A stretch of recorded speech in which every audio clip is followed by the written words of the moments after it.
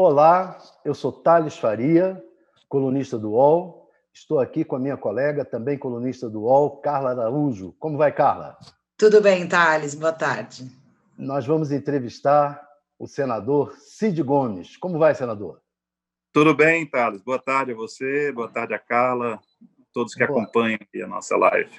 Boa tarde. Cid Gomes, além de senador, é irmão do prefeito de Fortaleza, o Ivo Gomes. Sobral.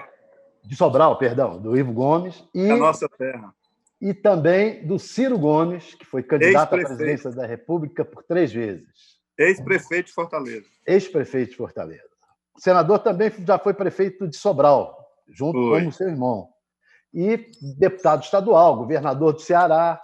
Ficou menos de 3 meses à frente do Ministério da Educação no governo Dilma Rousseff. Breve. Foi demitido do cargo após chamar deputados federais, e especialmente o presidente da Câmara de então, o Eduardo Cunha, de achacadores. Retificação, eu não fui demitido, eu pedi demissão. É verdade. Eu pedi demissão. Eu saí da Câmara, fui lá no gabinete da presidente e pedi demissão. Mas estava insustentável, né? Mas se eu não pedisse, ela ia me demitir. Ela não tinha que ela estava cercada. Em fevereiro... Para mim, foi o início da queda dela, aquilo ali. Não por mim, mas pelo que significou aquilo tudo, né? Exatamente. Em fevereiro, o Cid Gomes ficou 5 dias internado após ser baleado durante um motim de policiais militares que reivindicavam aumento salarial em Sobral. Ele foi atingido quando usava uma retroescavadeira para tentar furar um bloqueio policial. A propósito desse incidente, o Ciro Gomes, agora, seu irmão, está sendo ameaçado de processo pela ministra Damares, porque disse que aqueles policiais lá havia envolvimento de funcionários do ministério dela. Ele chamou a ministra de bandida, e é por isso que ela está querendo. E teve agora a prisão desse Renan, que foi ex-funcionário também do ministério dela, e também da Sara Winter. Como é que o senhor está vendo esse... Primeiro, a ministra é bandida? Segundo, esses funcionários aí no ministério indicam alguma coisa de envolvimento dela? Bom, eu digo sempre o seguinte: uma pessoa age pelo seu conjunto de valores, de convicções e pela ocasião, né? Desse episódio todo, embora alguns se manifestem me estimulando, outros, obviamente, me condenam, o que ficou para mim, só como desejo de repor os fatos, é de que eu não invadi nenhum quartel, tá certo? O que havia era uma via pública que estava, na via pública, feita uma barricada por amotinados que poderiam ser, a meu juízo, tranquilamente considerados de bandidos, porque horas antes eles andavam à paisana, sentado até em portas de carro da polícia militar, mandando comerciantes fecharem as portas para que o movimento que eles faziam tivesse uma repercussão maior, porque estava se transformando realmente num gueto. Estou aqui com o caçula. Agora eu estou dando uma entrevista ao vivo. Café. Obrigado. Ele me trouxe café aqui feito por ele. Obrigado, Pedro. Obrigado. Então, eu estava em Fortaleza e me senti no dever. Assim, eu não sei se tanta gente tem o sentimento que eu tenho pela minha terra. A terra que eu nasci, a terra que eu me criei, a terra que eu estudei, a terra que me deu todas as oportunidades, né, na vida, naquilo que eu desejava, que era a vida pública, e eu me sinto sempre eternamente grato e na obrigação de defender, né? É esse o meu sentimento. Então, fui para lá, avisei que ia, várias pessoas me esperaram no aeroporto, e a gente saiu pelas ruas, e essa ou escavadeira, né? Não, a retroescavadeira, porque escavadeira é a grandona, aquela era uma pequenininha. Essas que andam facilmente na rua, pneu e tal, não é de esteira, não. Então, como estava lá, eu saí nela à frente da carreata e, sei lá, 200 carros atrás de mim, e a gente passando no comércio e dizendo que ficasse tranquilo, que a gente estava ali para garantir a ordem, que as pessoas podiam abrir o comércio e tal. E, num dado momento, me deparei com a rua bloqueada, né, por essas pessoas. E uma coisa assim até ocasional, porque Sobral, eu fui prefeito há muitos anos atrás, 20 anos atrás, e recentemente tinha mudado o fluxo, o sentido de uma rua. E eu pedi, então, para dobrar, avisei que ia dobrar à direita. Aí uma pessoa me disse, não, se dessa rua mudou, agora ela só pode dobrar à esquerda. Aí eu fui em frente e dobrei na seguinte à direita. E acabou, então, fortuitamente, chegando onde cheguei. E quando vi aquilo, fui lá, falei, olha, o que vocês estão fazendo é um absurdo. Enfim, tudo isso está gravado.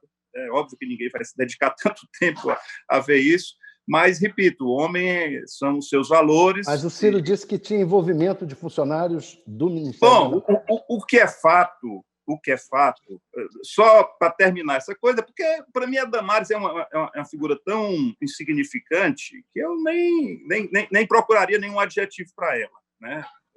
Portanto, eu estou meio que desprezando aí tratar sobre Damares, embora vá tratar. Mas eu penso cá comigo, né?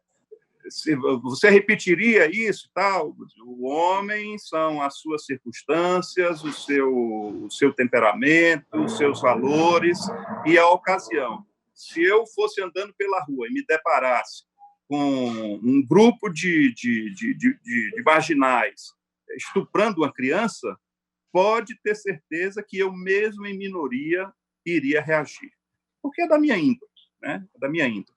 Então, mal comparando, ou bem comparando, né? Para mim é uma coisa muito parecida, eu fiz o que fiz, e, graças a Deus, literalmente, 2 tiros no peito, um aqui, outro aqui. O de cima, se fosse 1 centímetro acima, teria pego uma artéria que leva sangue para o braço, e eu teria morrido em 1 minuto. E o de baixo, se fosse 2 centímetros para baixo, eu teria atingido meu coração, e eu estaria morto instantaneamente. Eu levei esses 2 tiros, não tive nada. Não ficou uma sequela, as balas continuam dentro. E, enfim, para mim é coisa de Deus. Para mim é coisa de Deus, não tem outra explicação. O que é que liga o fato, né? O Ciro tem muito mais experiência, tem muito mais vivência do que eu. Eu costumo dar mais descontos nas coisas e tal, por ingenuidade, por boa vontade e tal. Mas lá, nesse episódio, estava um funcionário da Damares, não foi esse que foi preso, não. Eu, sinceramente, acho muito esquisito uma pessoa lá de Sobral virar assessor, e assessor importante lá da Damares. E essa pessoa estava lá, dentro do quartel. Dentro do quartel, não, em frente ao quartel. Então, daí talvez tenha sido essa hipótese que o Ciro levantou. Os filhos do Bolsonaro tiveram aqui no Ceará, 1 ou 2 filhos deles, dias antes e tal. E para mim está muito claro que o Bolsonaro tem intrínseca relação com a milícia no Rio de Janeiro. Daí, para se estender para o Brasil, sinceramente, não é ver chifre em cabeça de cavalo, não. E todo mundo sabe também que esta figura exótica, chamada Damares, né, é unha e carne, né? É muito próxima e tal. E tem mais essa figura desse outro assessor que foi detido. O Renan? E a Sara Winters e o Renan? Pois eu não sei quem é esse Renan. Não é esse Renan, não. Outro. O lá de Sobral chama, se não me engano, Wellington. A Sara Winters e o Renan, o senhor acha que eles estão por trás deles tem o governo Bolsonaro? É óbvio que sim, né? Óbvio que sim. Um era funcionário, e essas coisas foi demitido exatamente um dia antes, creio que com data retroativa. ao primeiro episódio que ficou pública essa relação. Mas, enfim, é um núcleo ridículo, viu? Ridículo. Mas é óbvio que sim, em que sentido? Porque ele era assessor do Ministério. Ele estava assessor do Ministério quando agrediu pela primeira vez naquela manifestação de profissionais da saúde em Brasília.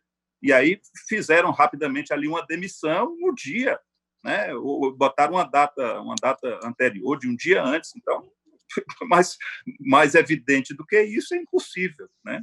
É impossível maior evidência do que isso. Mas, repita a você, Thales, isso para mim é insignificante, né? Eu acho que são figuras tão macabras, figuras tão caricatas, que vão se desmoralizar, já estão se desmoralizando muito rapidamente.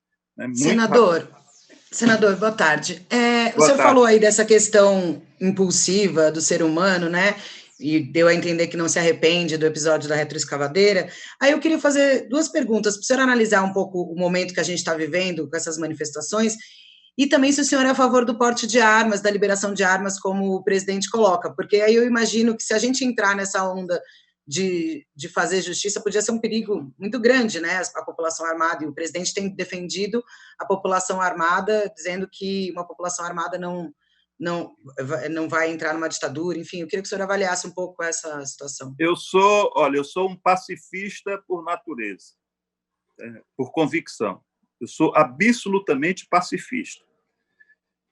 Agora, eu acho que é dever de todos, e a lei assegura isso, que a gente, por meios moderados, né, aí, uma escavadeira é o mesmo. Daí eu fui lá, eu fui pessoalmente, falei, olha, rapaz, vamos embora daqui, o que vocês estão fazendo é uma coisa ilegal, etc, etc. E, enfim, repito, eu não quero fazer apologia ao que eu fiz, eu quero justificar o que eu fiz. Era a minha terra, eles estavam agindo como marginais, de fato, etc, etc, etc.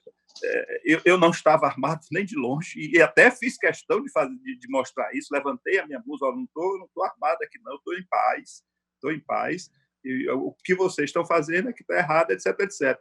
E eu tenho um agravante, nesse caso, que aconteceu comigo.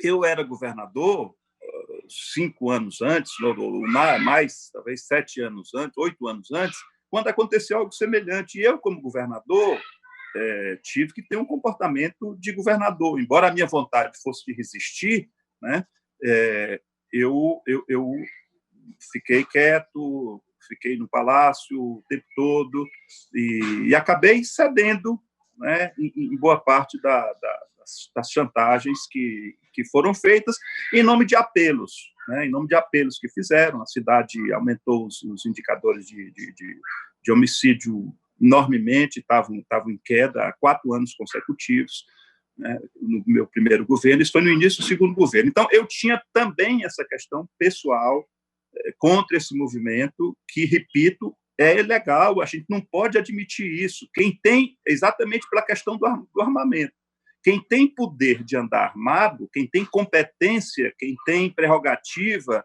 de andar armado, é força policial. Então, se tem essa prerrogativa, a Constituição Federal e todas as constituições de estados impedem movimentos de reivindicatórios. Porque é brincadeira você reivindicar o movimento com a arma na mão, né? Isso é óbvio, isso é no mundo inteiro, é assim. Né? No mundo inteiro é assim. Então, eu sou pacifista, não defendo o armamentismo, mas, repito, se eu me deparar saindo daqui, né, com um grupo de pessoas estuprando uma criança, pode ter certeza que eu não me limitarei apenas a chamar a polícia. Eu iniciarei uma reação. É da minha índole. Me perdoe, é da minha índole. E farei isso sem tirar a vida de ninguém. Né? Farei isso de forma proporcional. Proporcional, que eu digo, naquilo que é a resistência, sem que se tire a vida de alguém. Senador, sem pôr em risco a vida de ninguém, nem de bandido. Eu não acho bom, eu não concordo com aquela frase que bandido bom é o bandido morto. Eu não concordo com isso. Acho que a vida é um dom divino, é um dom de Deus, e ninguém tem o direito de tirar a vida de ninguém. Ninguém tem esse direito. Nem o suicida, para mim, é uma pessoa que atenta contra um valor maior. nem a própria pessoa, a meu juízo, por minha convicção, tem o direito de tirar a própria vida. Senador, o senhor foi ministro da Educação. O ministro da Educação... O breve. O ministro da Educação, Abraham Weintraub, esteve, nesse final de semana, também nessas manifestações aí do grupo dos 300, né? Esse pessoal aí que soltou fogos, etc. Fazer a comparação, a meu juízo, é um desrespeito aos 300 de Esparta. Né? Mas é um desrespeito. Qual é a sua avaliação sobre esse ministro? Ele deve ser preso? Não deve? O que o senhor acha dessas atitudes? Olha, sinceramente, eu acho, inicialmente, eu fui ministro da Educação, eu sou engenheiro civil, e alguém poderia até, nunca fui, quer dizer, fui professor, assim que me formei, eu passei 1 ano como professor de ensino fundamental lá na minha cidade. Foi a forma que eu encontrei de ter uma atividade, um trabalho, um salário. Mas eu fui 8 anos prefeito, e em Sobral a gente fez um trabalho lá, uma equipe toda, e que eu participei disso não como uma pessoa que observa de longe, tal, que contrata o melhor e fica esperando do melhor que ele faça o melhor. Não, eu participei de tudo, eu acompanhei cada etapa, eu discutia, portanto, me julgo uma pessoa que tem uma experiência de ter implantado o programa de maior êxito em alfabetização na idade certa do Brasil. Né? E isso não é pouca coisa, porque se uma criança se alfabetiza na idade certa, ela conseguirá, por seu próprio talento, superar muitas das dificuldades insuperáveis do ensino público, superar pessoalmente. Né? Então, foi isso que justificou a minha ida lá para o Ministério, e eu estou querendo justificar a minha presença para dizer que esse ministro não tem nada a ver com educação. Zero. Ele nunca teve uma interação com educação para estar à frente de um ministério. Ele é desse grupo de xiitas amalucados, né?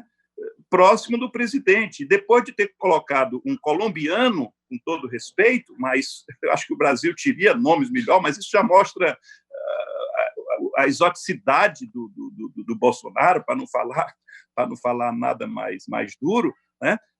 Sucedendo um colombiano exótico, né? Bota uma figura que não tem nada a ver, e ele acha bonito ser do jeito que é. Né? Ele acha bonito isso, e realmente deve ser, porque foi isso que o tornou ministro da Educação, uma área assim, fundamental, da qual o futuro do país depende, e com enormes, extraordinários desafios. Então, o que é que se tem a falar de uma figura como essa? É lamentável. Agora ele mexeu com gente grande, né? E talvez vá sair por isso, vai ter uma pressão. Eu acho que os ministros vão começar a fazer boicote, greve, não vão ao palácio enquanto ele estiver por lá, e o Bolsonaro vai ter que engolir, vai ter que encontrar outro. Eu temo que seja pior ainda, se é que é possível. Senador, tem uma outra questão que a gente está vivendo aí, que é a pandemia do coronavírus, e a gente está com um ministro interino há quase 1 mês, né? Por aí, mais ou menos.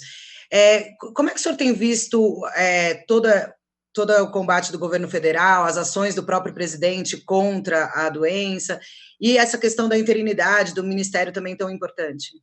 Olha, de novo, as evidências não permitem muitas especulações. O presidente não acredita.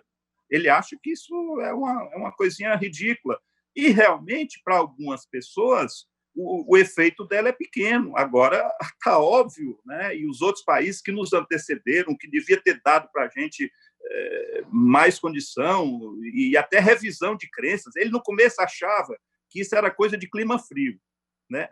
Ela está acontecendo com maior gravidade exatamente nas regiões mais quentes do país. Ele achava que era uma gripezinha que já afetou mortalmente a vida de mais de 40 mil famílias brasileiras que perderam entes por ela.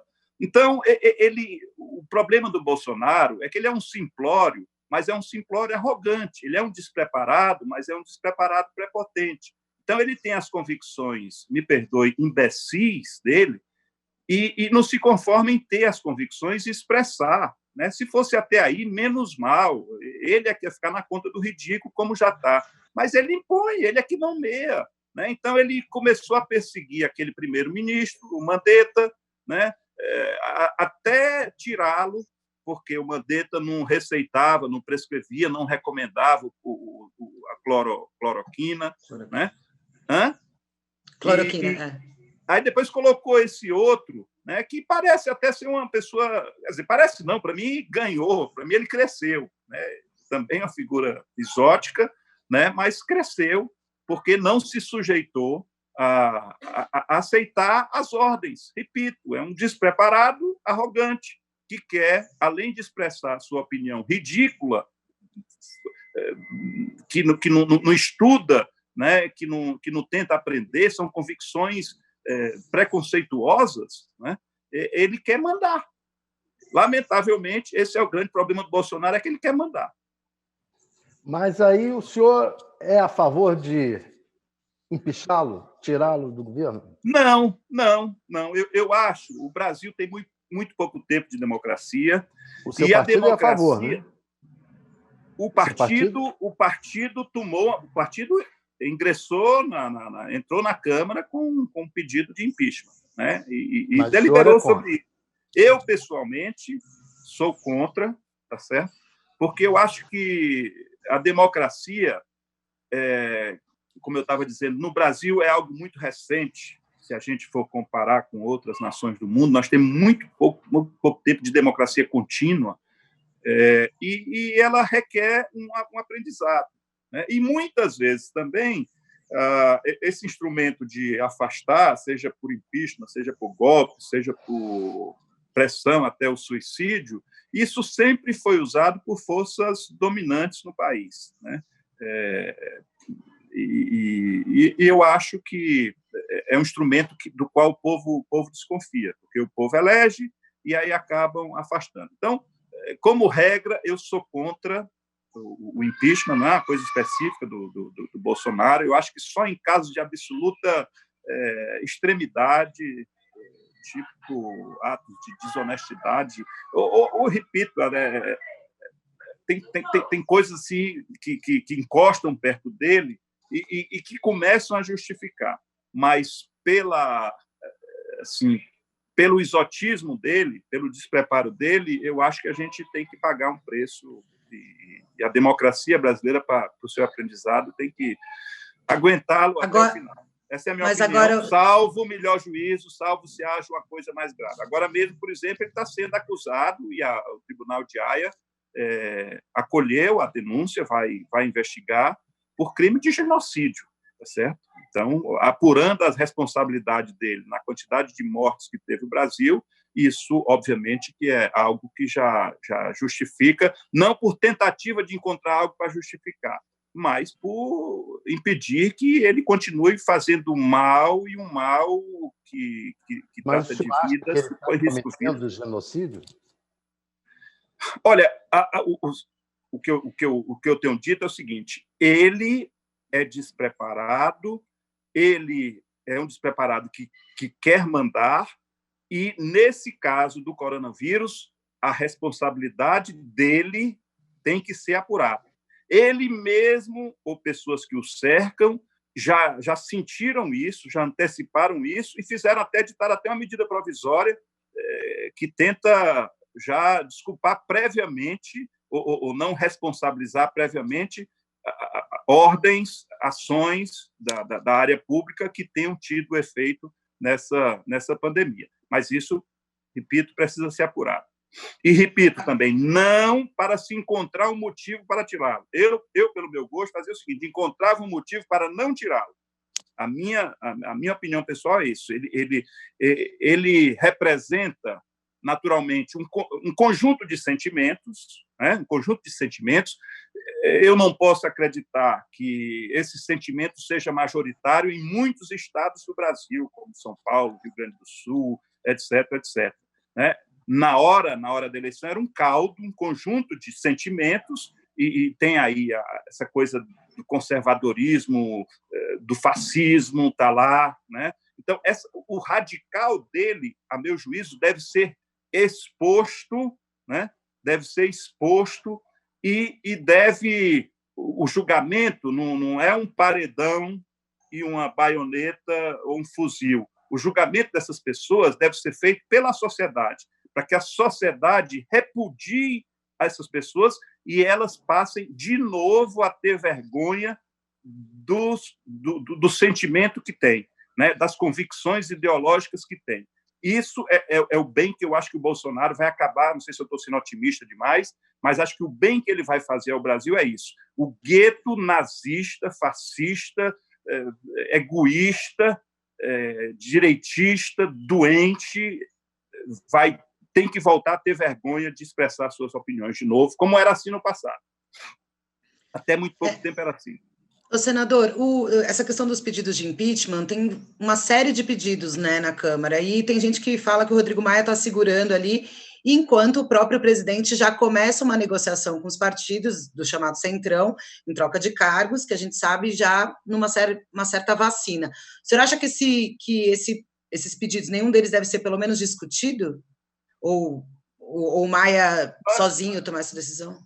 Olha, pois é, eu gosto do Rodrigo. Eu acho que é uma pessoa, acho que a Câmara tem a sorte de tê-lo nessa oportunidade. Ele é um cara que tem que ter ponderação, né? E o exercício de certos cargos exige ponderação. Eu tenho certeza que o sentimento pessoal dele, se fosse pelo sentimento pessoal dele, ele já tinha colocado em votação impeachment do presidente Bolsonaro há muito tempo, mas o cargo, repito, requer ponderação, né? Essa, vamos dizer assim, a diretriz do Bolsonaro, como se encaminha o governo de se aproximar de novo da fisiologia para governar, vai negar mais uma das teses que ele defendia e vai deixar mais eleitores deles envergonhados. Porque o que diziam dele é que o rapaz dizia, ele não é político. Eu dizia assim, como ele não é político, ele é deputado há 8 mandatos. Mas sempre estava fora e tal, e ele não se mistura com essa fisiologia. E muita gente também votou nele por isso, para negar uma prática no Brasil que é a fisiologia. Na hora que ele começa a exercer a fisiologia, né, trocar voto na Câmara por cargo, por dinheiro, por uma série de coisas, ele começa de novo a decepcionar mais pessoas que estão ao lado dele. Então, ele vai se acabar por suas ações. Ele vai se desmoralizar ao longo do tempo por suas ações. Mais uma vez, de novo, o tempo mostrando o que as pessoas são de fato.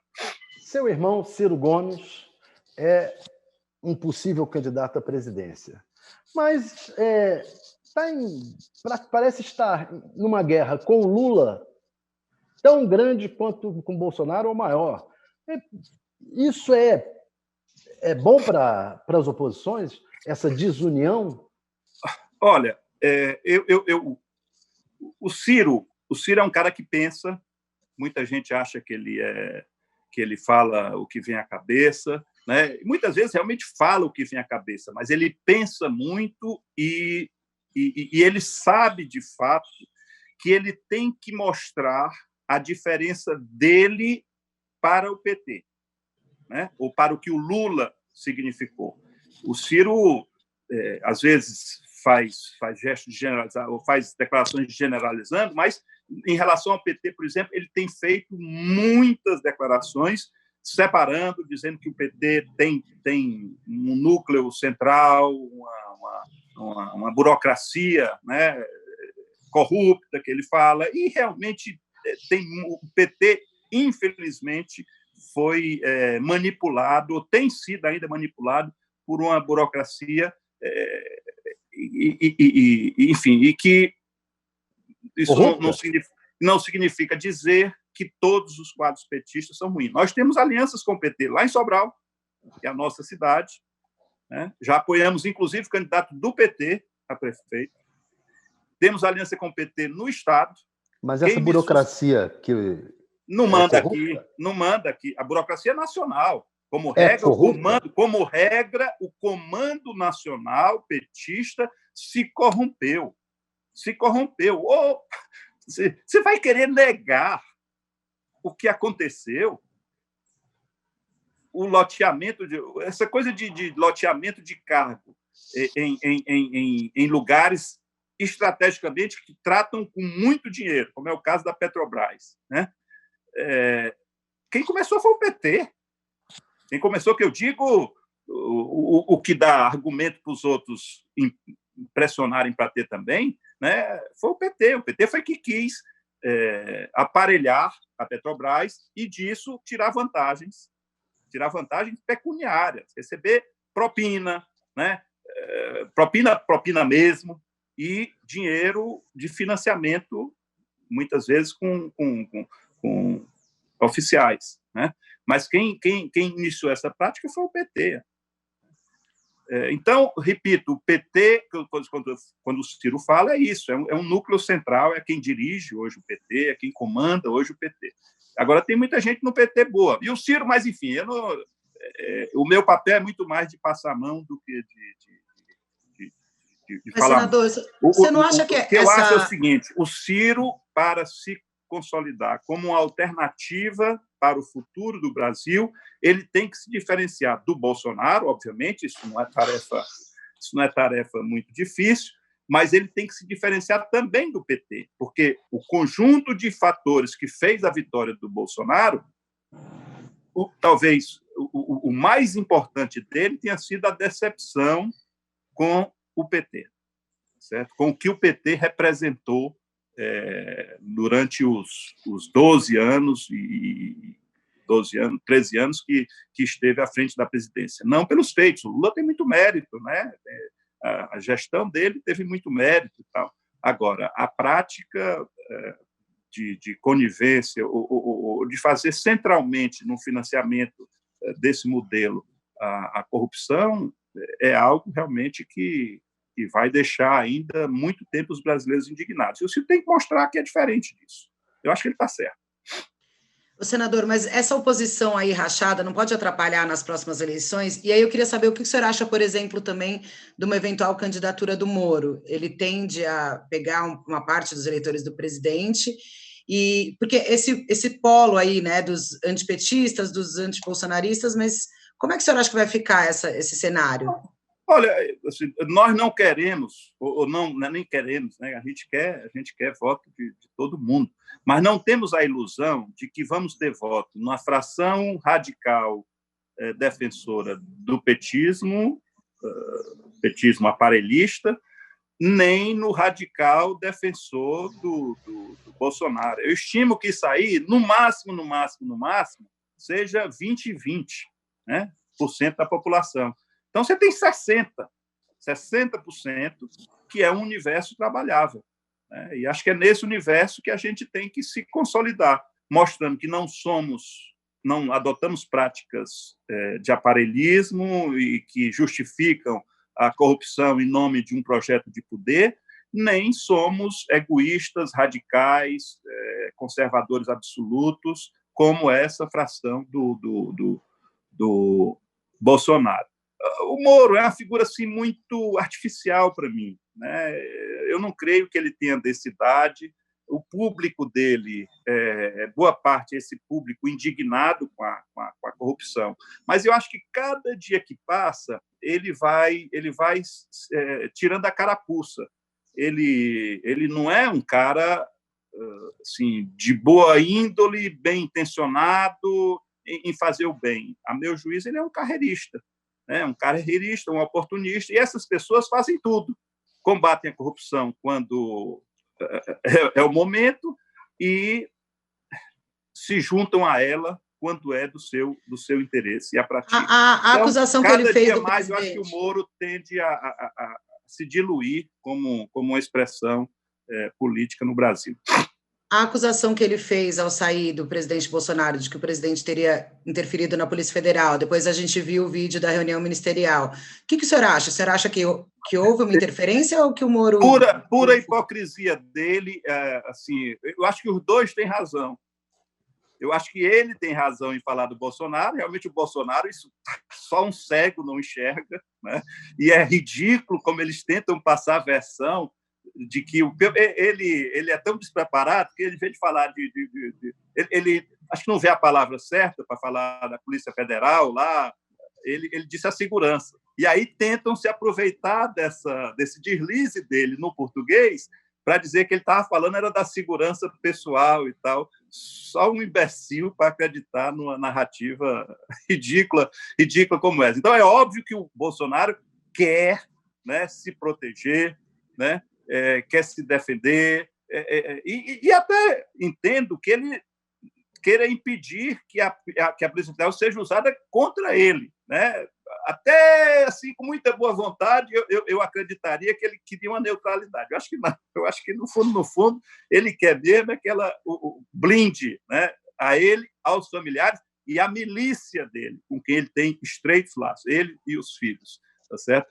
Então, os dois têm razão. O Bolsonaro quer e está interferindo na Polícia Federal, e ele tinha concordado, né? O Bolsonaro diz isso, que ele tinha concordado desde que essa alteração fosse depois que ele fosse para o Supremo. Ou seja, ele estava ali, tipo, chantageando o Bolsonaro, ó, eu mudo o diretor da Polícia Federal, mas depois de você me nomear para o Supremo. Então, repito, isso é que faz, a meu juízo, com que ele saia menor, mas ele perdeu muito mais do que o Bolsonaro. O Bolsonaro, pelo menos no meu conceito, né? O Bolsonaro, para mim, já era a figura despreparada que e esses vínculos são históricos também. O Bolsonaro fazia rachadinha de gabinete, que é uma prática assim, ridícula, a vida inteira, né? O Bolsonaro dizia que usava a verba que ele recebia de moradia para alugar um espaço. Para ele, é até ridículo você falar a expressão, mas ele disse assim, para comer gente. Essa é a figura. Então, para mim, o Bolsonaro nunca me surpreendeu. Eu sempre achei que ele era essa figura despreparada e arrogante. O pior é isso, ele é arrogante. E o que está, de alguma forma, me preocupando mais é que ele está querendo mandar também. E isso é de um tempo para cá. No começo, ele meio que chamou assim, um conjunto de forças, chamou o Moro, chamou esse colombiano, que ele achava que devia ser alguma coisa, enfim, chamou o Mandetta, que era, enfim, chamou pessoas, mas agora ele não está se conformando com isso, não. Como é que ele dizia? Ele disse assim, dou autonomia com poder de veto. O poder de veto é nomear uma pessoa que ele acha que tem um viés, leve viés progressista. Aí ele tem poder de veto nisso. Então, tudo que ele queria no começo era isso, né? Agora não. Agora ele está começando a querer mandar, de fato, em cada uma das áreas. Você acha que lamentavelmente, se ele pelo menos quisesse mandar num projeto, mas o que falta ao Brasil, Carla, Thales, é um projeto, né? E aí, quando a gente tem um projeto, esse projeto tem legitimidade, muitas vezes você pode dizer para o ministro, ó, quieto aqui, o projeto é público, é nessa direção, e você está fazendo o contrário. O Bolsonaro se movimenta pela manchete do Jornal do Dia. Meu Deus! O senhor acha que ele está... O senhor falou da Polícia Federal. O senhor acha que ele está aparelhando a polícia contra os governadores? Está tendo uma série de operações aí, né? Olha, sim. Eu acho que nada pode justificar desvio de dinheiro público.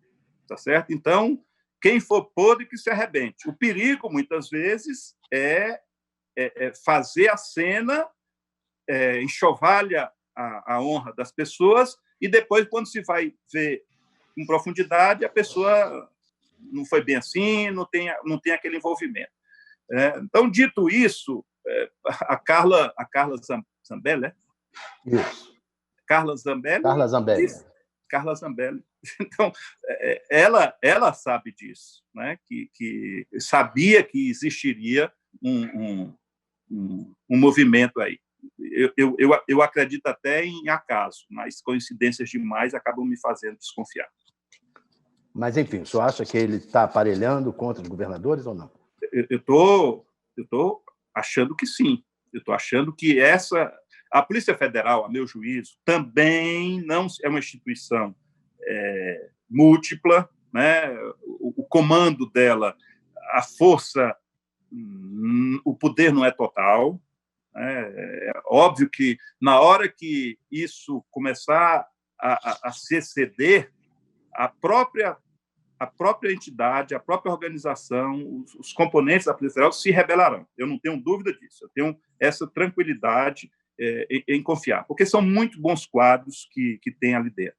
Agora, o que o diretor, no momento em que assumiu, e, repito, tem até argumento para isso. Olha, nós estamos sendo repassado para os estados e para os municípios bilhões de reais, e é justificável que isso seja fiscalizado, né? Então, acho que foi assim, uma no cravo e uma na ferradura. Fizeram lá a operação com os fake news, com o gabinete do ódio, né?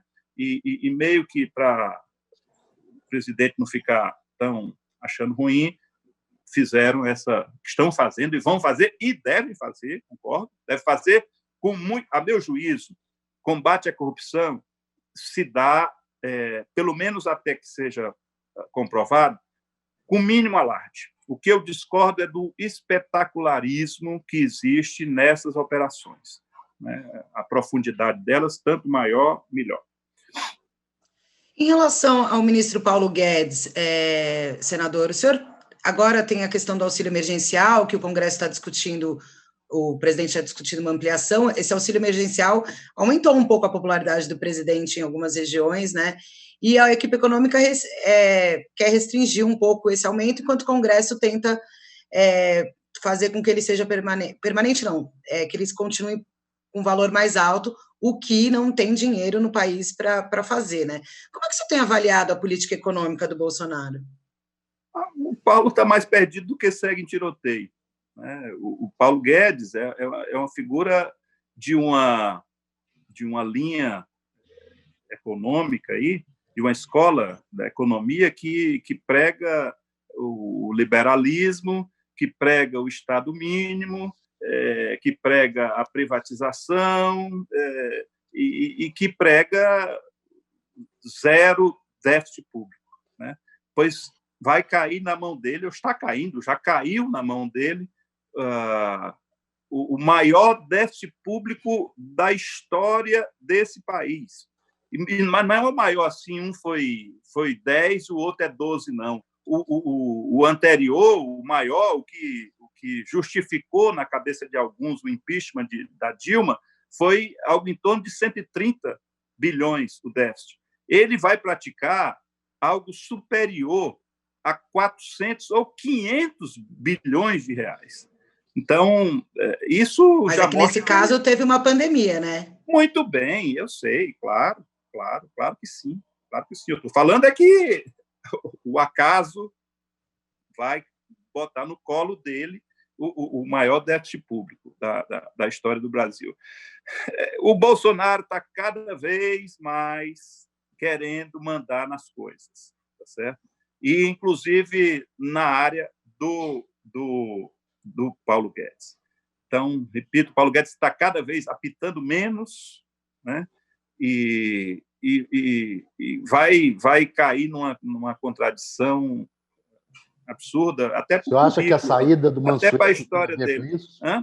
Eu acho que é questão de tempo. Eu acho que demorou muito, viu? Eu acho que demorou muito, porque o Bolsonaro, por essência, ele não é um liberal, ele é um conservador nos costumes, mas essa coisa, a formação dele, a vida dele inteira e as expectativas dele apontam para uma compreensão de um papel muito relevante do Estado.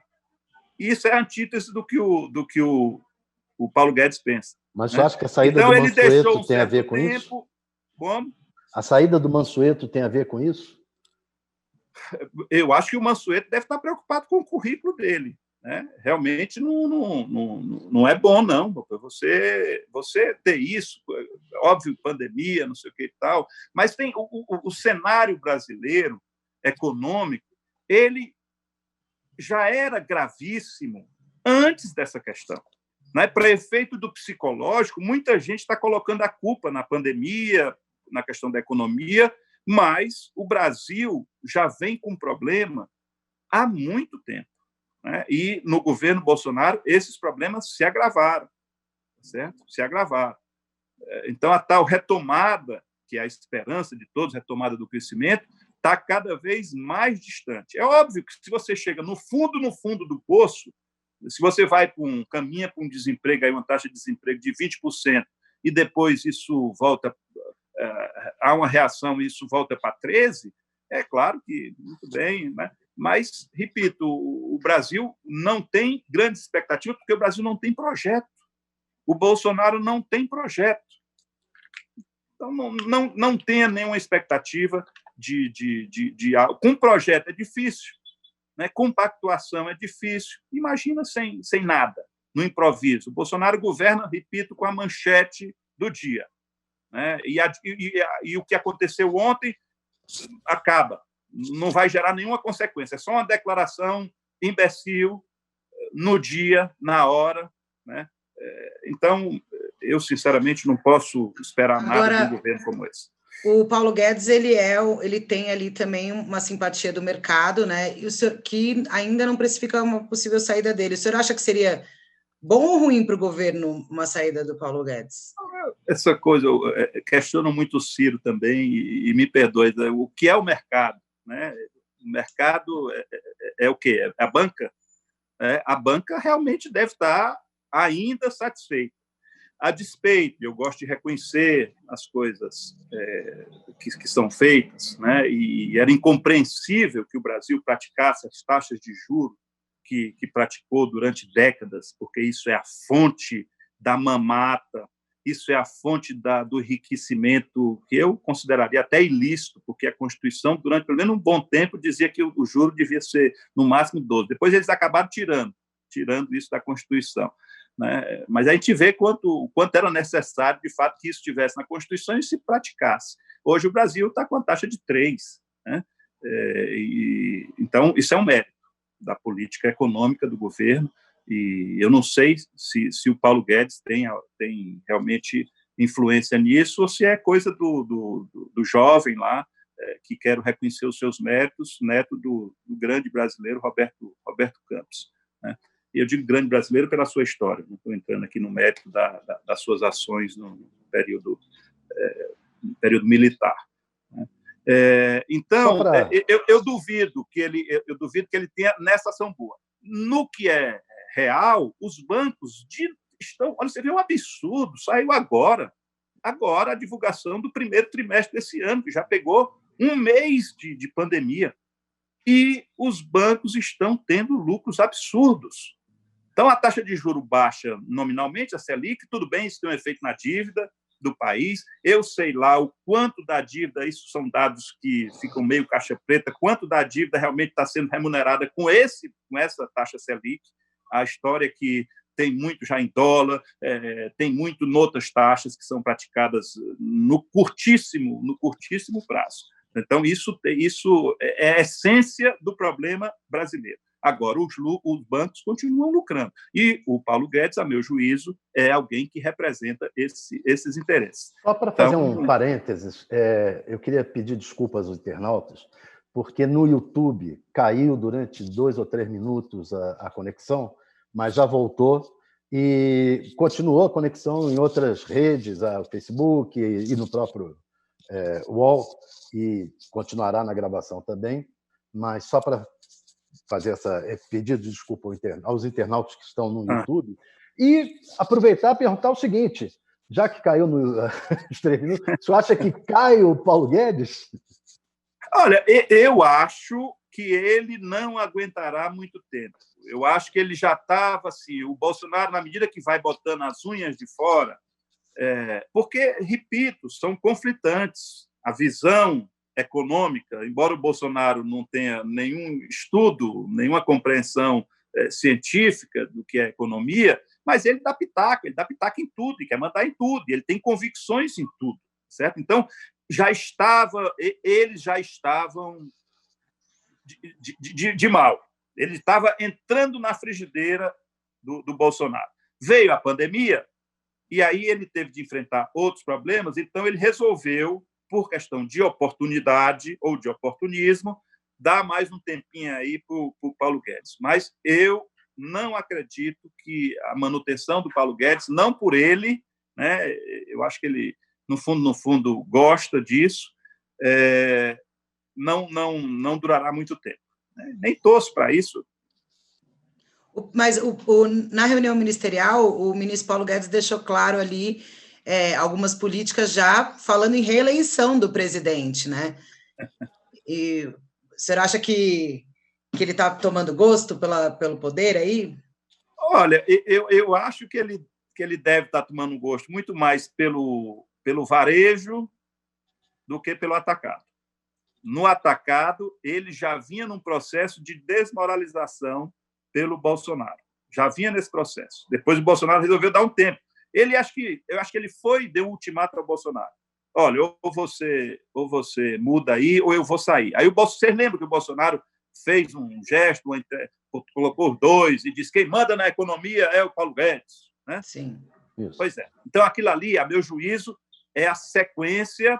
Como ele estava fragilizado naquela hora, ele resolveu: não vou abrir duas frentes, ou três, ou quatro, não vou abrir a 15ª ou a 147ª frente de hostilidade. E aí, então, resolveu se aquietar com o Paulo Guedes. Eu acho que, na medida que as coisas tenderem a se normalizar, pelo menos diminuírem aí as áreas de atrito, ele acaba se indispondo com o Paulo, porque os pensamentos são conflitantes. Essa é a essência. Mas o Paulo disse que, nessa reunião ministerial, que já estava aproveitando a pandemia para colocar algumas coisas, passar, como disse o ministro do Meio Ambiente, passar alguns bois nessa... Banco do Brasil, privatizar Banco do Brasil, esse tipo de coisa. Você vê o sentido... Como é que você...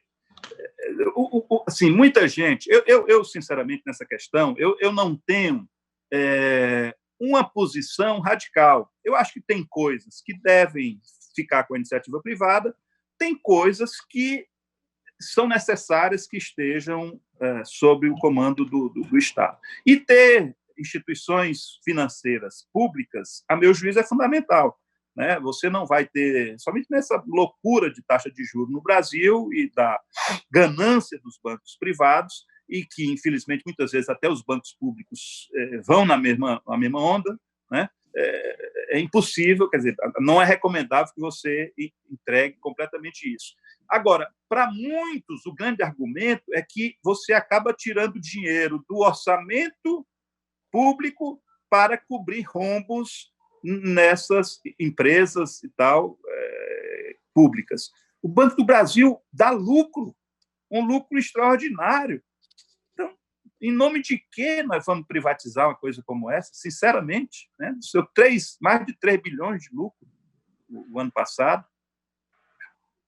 Dinheiro que vai para o governo. Né? Outra questão é o seguinte, senador. O Bolsonaro pediu para as pessoas invadirem os hospitais, né? Entrarem nos hospitais e...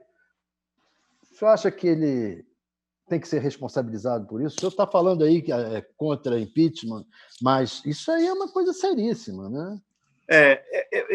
Eu penso o seguinte: felizmente, a grande maioria do povo brasileiro, mas é a grandíssima maioria do povo brasileiro, tem juízo, coisa que falta ao Bolsonaro. Certo? Então, se vai acontecer, né, será, e aconteceu um ou outro, serão fatos pontuais e que terá reação.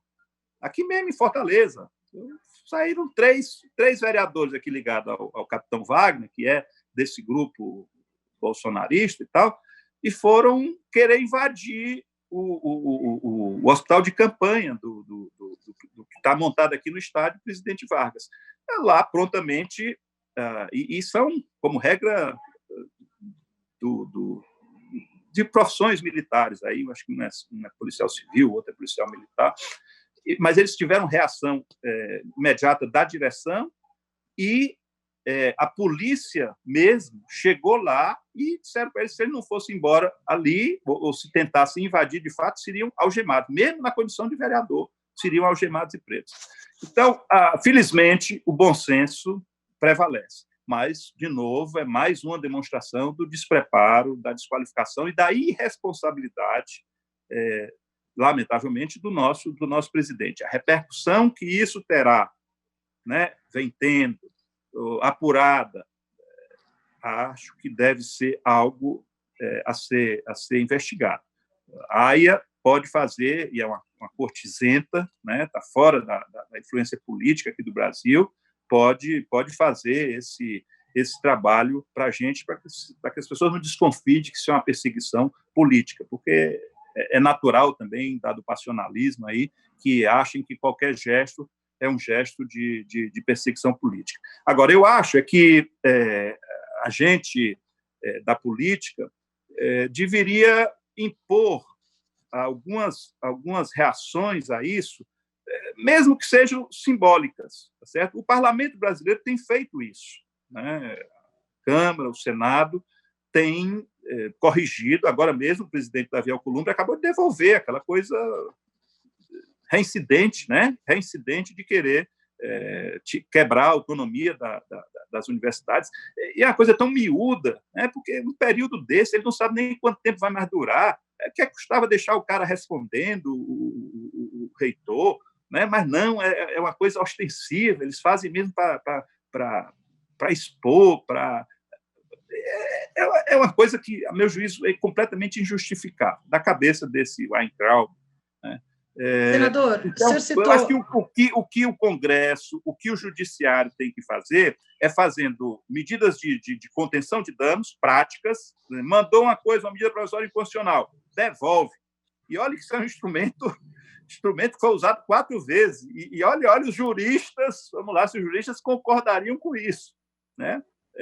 Num presidente devolver de ofício uma medida provisória. Isso é uma figura jurídica discutível, né? Embora eu esteja aqui aplaudindo o presidente Davi Alcolumbre, porque aí teve um gesto prático, mas um simbólico também, porque isso vai expondo, né? Isso vai expondo. É como a gente educa uma pessoa, a gente educa com gestos, a gente educa com orientações, a gente educa com reprimendas que deem à pessoa assim, a sensação ou o pensamento de dever de pensar, refletir sobre os seus atos. Então, eu acho que, com uma coisa dessa, a gente tem que começar a fazer atos formais, embora que simbólicos, de reprimenda. O Congresso Nacional aprova uma moção de repúdio, né, pela atitude ridícula, descabida, desrespeitosa, que põe em risco a vida até dos amigos dele, porque é os amigos dele que ele está pedindo para irem para um hospital que está cheio de gente contaminada. Se existe um ponto que em todo o país, em todo o mundo, núcleo de contaminação, é o hospital. E o despreparado, né, o presidente fica recomendando isso, mas a gente quer matar os amigos dele. Meu Deus, é muito sandice. É muito sandice. O senhor vai propor essa moção de repúdio? Ou assim, eu não quero ser... nunca busquei essa posição, né? Aliás, acho que isso é pouco frutífero. Eu não quero ser o senador contra radical, etc, etc. Eu não quero essa postura para mim. Eu já fui deputado estadual, nunca quis isso. O que eu coloco é muito mais assim, para a gente ir pensando, e outro coloca. Eu não quero ter visibilidade com isso. Eu quero, de fato, estou preocupado, de fato, que essa coisa ascendente, ou que pelo menos a gente passe uma lição para a sociedade. Mas, repito, eu confio muito no povo brasileiro. Confio demais. O bom senso está certamente presente no povo brasileiro. Carla, a despeito das sandices, das maluquices do Bolsonaro. E dos seus... O senhor citou militares aí. Eu queria... Carla, depois disso vamos terminar. Encerrar. Não, eu queria sua avaliação sobre os militares no governo Bolsonaro, e aí também o senhor falou de nota, tal. Esse fim de semana o presidente, com o ministro da Defesa e com o vice Hamilton Mourão, soltou uma nota em torno dessa polêmica que está existindo no artigo 142 da Constituição, do uso das Forças Armadas no meio dessa crise institucional.